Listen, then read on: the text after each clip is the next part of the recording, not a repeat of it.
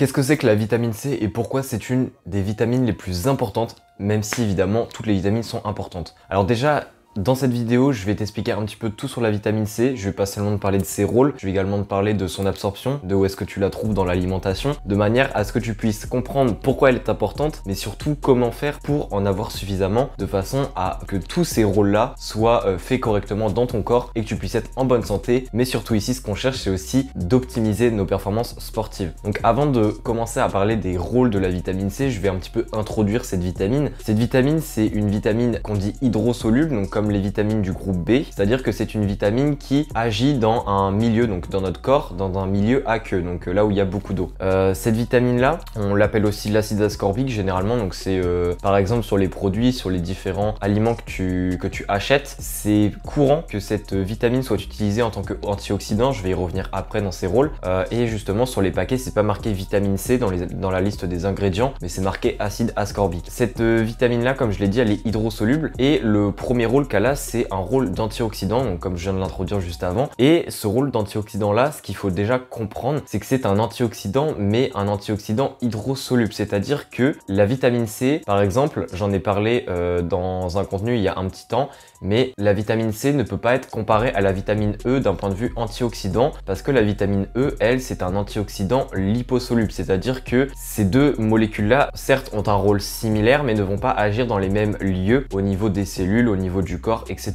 Par exemple, la vitamine E, elle, en tant qu'antioxydant liposoluble, va agir au niveau des membranes cellulaires qui sont constituées de lipides, de phospholipides, et la vitamine C, elle, par exemple, va agir au niveau du cytoplasme cellulaire qui est, on va dire, l'intérieur des cellules, mais qui est principalement constitué d'eau. Ces deux vitamines-là, par exemple, elles se complémentent, on ne peut pas les alterner, et ce rôle d'antioxydant-là de la vitamine C, c'est un rôle très important parce que ça permet justement de limiter la production, ou du moins la propagation des ROS, donc des Radical Oxygen Species, qui sont présents dans le corps, et c'est totalement normal parce qu'on en produit avec notre métabolisme de base, etc. Mais un excès de ces molécules-là, en fait, ça crée des dommages au niveau des tissus, et la vitamine C, notamment en tant qu'antioxydant, va permettre de, on va dire, de détruire ou de prévenir la propagation de ce type de molécules, et ça va conférer une bonne santé à long terme. Donc ça, c'est vraiment le rôle principal de la vitamine C, et tu vas voir que dans les autres rôles que je vais t'expliquer juste après, le rôle d'antioxydant va revenir généralement. Ça, c'était le premier rôle. Il y a aussi un deuxième rôle de la vitamine C, c'est au niveau du cerveau, tout ce qui est un petit peu santé nerveuse. Alors déjà, il y a le premier lien avec ça, c'est tout simplement le rôle d'antioxydant, c'est-à-dire que la vitamine C en tant qu'antioxydant est présente en de très grosses quantités dans le cerveau, parce que justement le cerveau, vu qu'il est très riche en mitochondries, ça, les mitochondries, c'est des organelles dans les cellules, donc c'est des sous-unités dans les cellules, on va dire, et les mitochondries, justement, puisqu'elles sont très importantes dans le métabolisme cellulaire, sont aussi responsables de la production de beaucoup de ROS, donc les fameuses molécules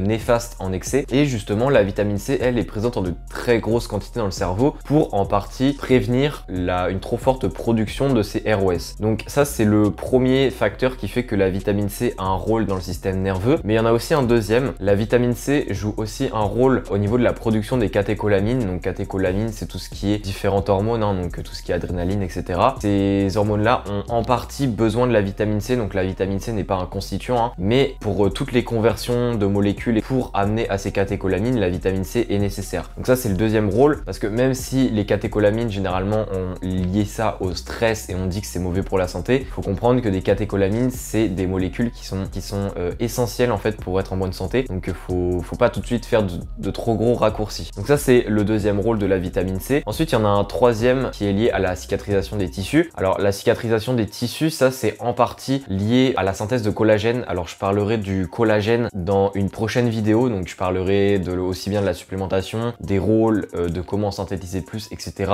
Mais ici, la vitamine C, effectivement, joue un rôle dans la synthèse du collagène, puisque cette vitamine C est un cofacteur en fait d'une des enzymes qui est juste obligatoire pour pouvoir produire des protéines de collagène qui sont matures, parce qu'effectivement, chaque protéine, il faut comprendre que avant qu'elle soit mature, eh bien il y a plusieurs phases, c'est-à-dire que pour le collagène, c'est d'abord une protéine appelée procollagène, après il y a d'autres autre transformation qui la retransforme en autre procollagène pour ensuite devenir une molécule de collagène mature. Et justement, le collagène, tant qu'il n'est pas mature, il peut pas être utilisé correctement. Et sans la vitamine C, on ne peut pas le rendre mature. Donc la vitamine C est très importante pour ça. Et vu que le collagène, il faut quand même comprendre que le collagène représente 30% des protéines de notre corps, bien au niveau de la peau, etc., tout ce qui est cicatrisation, c'est une protéine qui est très importante et ça fait que la vitamine C est donc essentielle pour pouvoir cicatriser correctement les tissus liés au collagène. Donc ça, c'était le troisième rôle. Ensuite, il y en a un autre, c'est aussi le système immunitaire lié au rôle d'antioxydant. C'est assez logique au final, mais il faut comprendre que donc déjà la vitamine C joue dans le système immunitaire grâce à son activité antioxydante, c'est-à-dire qu'en prévenant la propagation des ROS, etc.,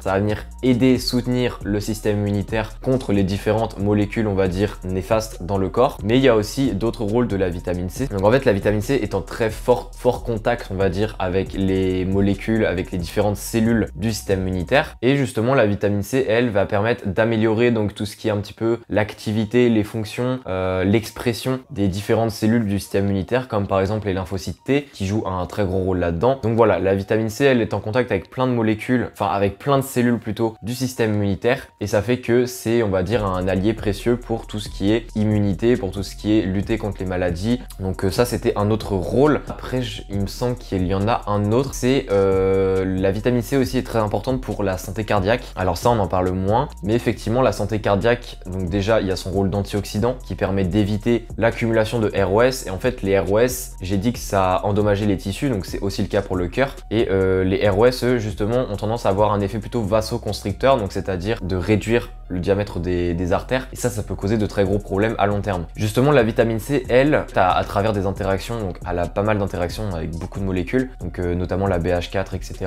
au niveau du cœur. Et la vitamine C, en ayant toutes ces interactions-là au niveau du cœur, va permettre, elle, d'augmenter ou de promouvoir plutôt la synthèse de l'oxyde nitrique, qui est justement un vasodilatateur les plus présents dans le corps, ou du moins les plus importants. Et cette vitamine C, en ayant cet effet-là, va justement promouvoir une bonne santé cardiaque, parce que généralement, quand on a une mauvaise santé cardiaque, c'est que, on va dire, le côté vasoconstricteur est beaucoup trop stimulé par rapport au côté vasodilateur. Donc ça, c'est un point intéressant avec la vitamine C. Maintenant que j'ai parlé un petit peu de tous les rôles, donc je pense qu'il y en a un ou deux que j'ai peut-être zappé, mais tu vois déjà que la vitamine C est très importante d'un point de vue fonctionnel. Comment est-ce qu'on fait pour avoir de bons taux de vitamine C? Alors, dans cette vidéo, déjà, je te préviens, je vais pas parler de supplémentation. Éventuellement, si tu veux vraiment que j'en parle, tu peux me le dire, je pourrais en faire une autre vidéo qui sera pas forcément très longue. Mais là, je vais plutôt parler de vraiment l'alimentation, de comment en avoir de bons taux. Alors, au niveau des besoins journaliers de la vitamine C, on recommande 90 mg par jour. De mon point de vue, ça paraît assez peu, c'est-à-dire que c'est vraiment les besoins en vitamine C pour juste avoir ce qu'il faut, mais si vraiment tu cherches à optimiser tes performances sportives, et d'autant plus si tu es sportif aguerri, etc., moi je te conseille d'avoir quand même plus que 90 mg, faut viser, allez, 120 mg, voire un petit peu plus. Il faut comprendre que contrairement à d'autres vitamines, comme par exemple la vitamine A, la vitamine E, etc., c'est une vitamine qui est hydrosoluble, et du coup, s'il y a un excès de cette vitamine, ça va être excrété dans les urines. Alors après, ce qu'il faut comprendre, c'est que oui, effectivement, à partir d'un certain seuil, et là on parle vraiment de supplémentation, donc ça va pas nous concerner dans cette vidéo, mais à partir d'un certain seuil, oui, la vitamine C, si elle est consommée en excès dans la journée, peut avoir des effets néfastes.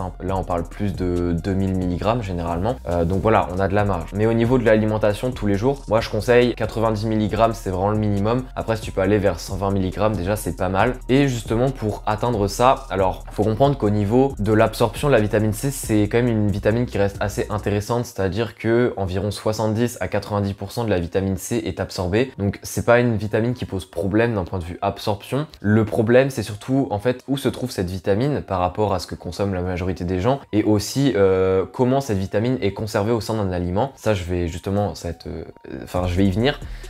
Donc pour commencer, au niveau des sources alimentaires de la vitamine C, ça se trouve dans les fruits et dans les légumes. Ce qu'il faut comprendre, c'est que la vitamine C n'est pas présente ailleurs. Tu peux pas la trouver dans les féculents, tu peux pas la trouver dans les viandes, ni dans les produits laitiers, ni dans les céréales, etc. C'est vraiment une vitamine qui est juste présente dans les fruits et dans les légumes. Par contre, si tu es quelqu'un qui mange pas mal de fruits, pas mal de légumes, et encore mieux les deux, c'est une vitamine généralement où tu vas pas trop avoir de problème pour en avoir de bons taux. En fait, si beaucoup de personnes manquent de vitamine C, c'est juste parce qu'elles ne mangent pas de fruits et de légumes. Donc les légumes généralement c'est un petit peu la partie la plus compliquée, c'est souvent ça que les gens aiment le moins. Donc déjà si tu manges juste des fruits, c'est déjà un bon point. Alors aussi il y a des fruits qui sont peu riches en vitamine C, hein. Par exemple la banane qui est un fruit très consommé n'a quasiment pas en fait de vitamine C par rapport à d'autres fruits comme par exemple le kiwi, comme par exemple la clémentine, certains fruits rouges, etc. Donc effectivement au niveau des fruits et même des légumes, il faut quand même bien choisir ses aliments, hein. Tous les fruits et tous les légumes ne sont pas riches en vitamine C, mais c'est quand même les deux groupes alimentaires qu'il faut manger de manière journalière pour être sûr d'avoir de bons taux de vitamine C. Donc ça c'est au niveau des sources. Alors après si tu veux des aliments très précis, au niveau des fruits généralement les plus riches c'est tout ce qui a le kiwi, il y a l'orange, il y a la clémentine. Après il y en a un autre qui est très peu courant mais le cassis aussi, mais ça coûte cher, qui est extrêmement riche en vitamine C aussi. Au niveau des légumes, donc il y a le poivron qui est très riche en vitamine C. Donc la tomate ça l'est pas forcément. Alors ça a quand même de la vitamine C la tomate. Après ça dépend encore une fois de la quantité qu'on consomme. Donc il y a ça. Les poivrons ça reste quand même généralement le légume le plus riche en vitamine C. Il en a vraiment beaucoup. Après il y a d'autres légumes, mais justement au niveau des légumes, et ça j'allais y venir, le problème c'est que généralement on cuit les légumes. Et les légumes en fait cuits perdent de la vitamine C, c'est-à-dire que pendant la cuisson, donc déjà la vitamine C c'est une vitamine dite thermosensible, c'est-à-dire qu'elle ne supporte pas la chaleur et du coup elle est vite fait dégradée. Et en plus de ça, si par exemple on fait une cuisson à l'eau, imaginons à la vapeur, en fait la vitamine C vu qu'elle est hydrosoluble, elle va partir de l'aliment et elle va aller dans l'eau, donc l'eau qu'on utilise pour la cuisson, et après elle va s'évaporer. Donc au final on va perdre aussi, elle va pas seulement se dégrader lors de la cuisson à cause de la chaleur, mais on va aussi en perdre si on fait une cuisson qui est très liée à l'eau. On va encore plus en perdre. Donc en fait le problème de la vitamine C c'est que si on fait des transformations, donc tout ce qui est cuisson etc, on va en perdre pas mal. Par contre ce qu'il faut aussi comprendre c'est que par exemple si on fait cuire des poivrons, oui on va perdre de la vitamine C. Par contre cette vitamine C qui aura subi certes de la cuisson etc va être mieux absorbée. La raison c'est que quand on cuit des légumes, on dégrade pas mal de molécules dans ces légumes qui sont responsables d'une moins bonne absorption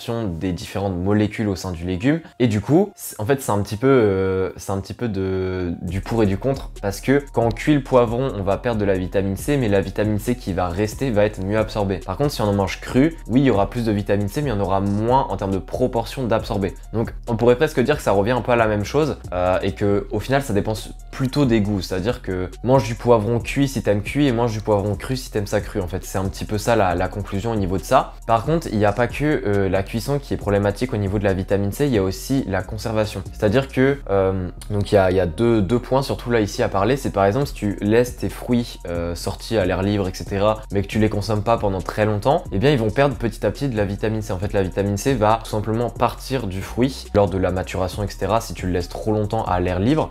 Parce que c'est pareil, une vitamine, donc la vitamine C est une molécule très sensible à beaucoup de choses et elle est aussi justement sensible à tout ce qui est phénomène d'oxydation. Et quand quand le fruit en fait est en contact avec l'air, et bien ce phénomène d'oxydation va forcément se produire à un moment donné. Et du coup la vitamine C ça va poser un problème si vraiment la conservation est très longue. Ce qui se passe aussi au niveau de la conservation, c'est par exemple si tu achètes des poivrons qui sont surgelés, donc tu vas laisser dans ton congélateur etc.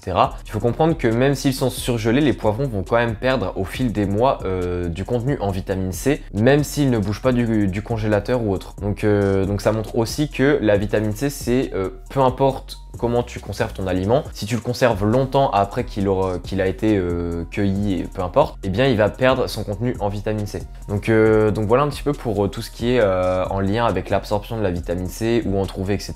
Alors après, quelque chose de simple pour avoir de bons taux de vitamine C et pour être sûr d'en avoir suffisamment, moi ce que je te conseille c'est par exemple à tout ce qui est collation, tout ce qui est le matin, etc. de manger un fruit, de préférence de manger au moins un fruit dans la journée qui est vraiment riche en vitamine C, par exemple un kiwi, par exemple des clémentines, c'est la saison, certains fruits rouges aussi. Alors n'hésite pas à regarder, hein, tu marques sur internet vitamine C, fruits, peu importe, tu vas trouver les principaux. Je pourrais te les lister là, mais je trouve que ça n'a pas trop d'intérêt vu que ça se trouve super facilement. Donc voilà, moi je te conseille les fruits au niveau des collations, etc. C'est des bons moments, ça permet aussi de promouvoir la satiété grâce à l'intérêt nutritionnel des fruits. Et au niveau niveau des légumes, essayez au moins dans un de tes 2 repas de la journée, par exemple le midi ou le soir, d'essayer d'avoir une bonne portion de légumes et si possible des légumes quand même riches en vitamine C. Alors il y en a pas mal, hein. L'idée c'est pas que tu manges des poivrons tous les jours parce qu'ils sont riches en vitamine C, mais quand même manger des légumes de manière générale, les légumes ont au moins un minimum de vitamine C. Et ça va te permettre d'améliorer tes besoins, d'améliorer du moins tes apports en vitamine C. Donc voilà un petit peu pour les rôles, pour tout ce qui est un petit peu absorption, où est-ce qu'on en trouve et les différents points à faire attention. Alors la vitamine C, c'est une vitamine qui est vraiment très importante pour la performance sportive. Elle n'impacte pas directement les performances sportives, mais avec tous ces rôles qu'on vient d'expliquer, que ce soit santé cardiaque, que ce soit système nerveux, que ce soit également système immunitaire, etc. C'est une vitamine qui va jouer de manière indirect sur les performances sportives. Donc faut vraiment pas la négliger. Je t'invite vraiment à faire de ton mieux pour en avoir de bons apports tous les jours. Et sinon, on se dit à la prochaine pour une nouvelle vidéo. Allez, ciao!